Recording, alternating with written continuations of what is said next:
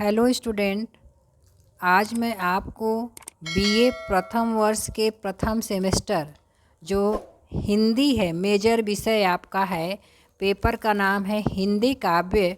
इसकी परीक्षा अभी होने वाली है।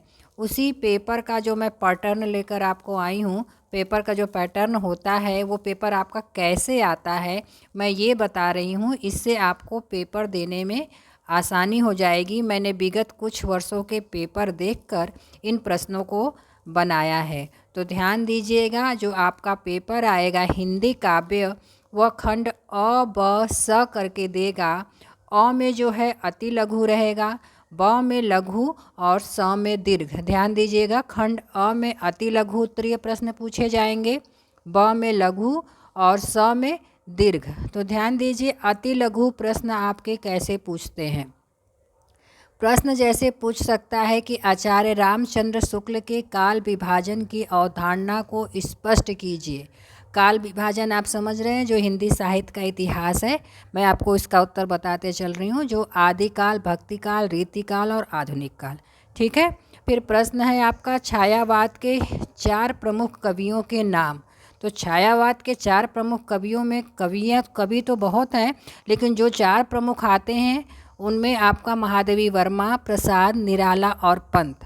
फिर कबीर की भाषा कैसी थी, उनकी भाषा सधुकड़ी। तो फिर कबीर की भाषा पर विचार कीजिए।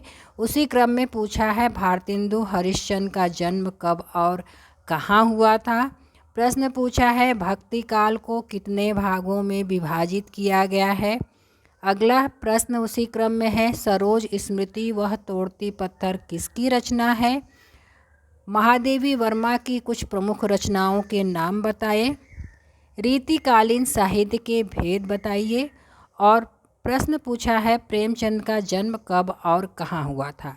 तो आपको 5 प्रश्न करने होंगे अति लघु में, जो 2-2 नंबर के होंगे। फिर आपका प्रश्न आएगा जो है ब लघु उत्तरीय, तो उसमें व्याख्या देता है। जो आपके हिंदी काव्य में व्याख्या होगा, ध्यान दीजिएगा। मैंने बस एक उदाहरण बताया, जैसे ये दिया था कई दिनों तक चूल्हा रोया चक्की रही उदास। ये अकाल और उसके बाद का है।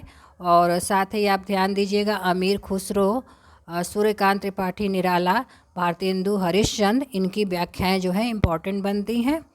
फिर उसमें प्रश्न भी पूछता है, वो आपके ऊपर डिपेंड करता है कि आपको व्याख्या करना है कि प्रश्न उत्तर करना है। इसमें 8 प्रश्न पूछे जाएंगे और आपको 5 करने होंगे। उसी क्रम में प्रश्न पूछता है कि कबीर की भक्ति भावना पर संक्षेप में प्रकाश डालिए। ध्यान दीजिएगा, ये आप विस्तृत तैयार कर लीजिएगा, क्योंकि अगर ये लघु में नहीं आता है तो विस्तृत में आता है, और अगर विस्तृत में नहीं आता है तो लघु में इस प्रश्न को पूछ लिया जाता है। मलिक मोहम्मद जायसी के विरह वर्णन की विशेषता बताइए। प्रश्न है उसी क्रम में भारतेंदु हरिश्चंद्र का जो कृतित्व है, यानी उनका जीवन परिचय बताना है आपको। प्रश्न है केशव दास की संवाद योजना पर विचार कीजिए। यह धरती कितना देती है का सारांश लिखिए। प्रश्न पूछेगा नई कविता या छायावाद। ध्यान दीजिएगा, दोनों में से एक लिखना होगा। नई कविता या छायावाद की प्रमुख विशेषताएं बताइए।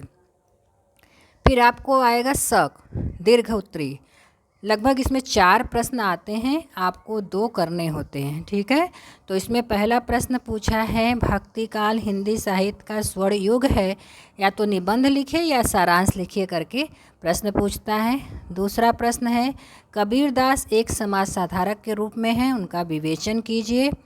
प्रश्न है उसी क्रम में बिहारी के दोहे गागर में सागर हैं, कथन को समझाइए। अगला प्रश्न है महादेवी वर्मा का काव्य विरह एवं वेदना का काव्य है, सिद्ध कीजिए। प्रश्न है अंतिम कबीरदास की भक्ति भावना का विस्तृत विवेचन कीजिए। आशा करती हूँ आपको इससे काफ़ी मदद मिलेगी।